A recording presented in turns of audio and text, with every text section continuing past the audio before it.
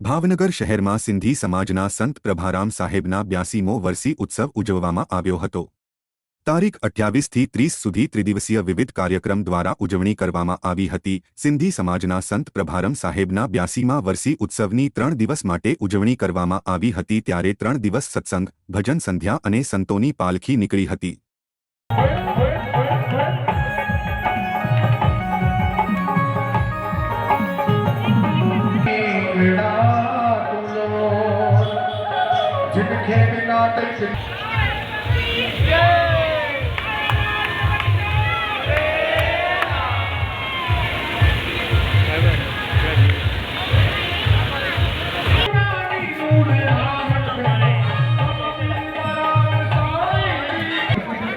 પાછળ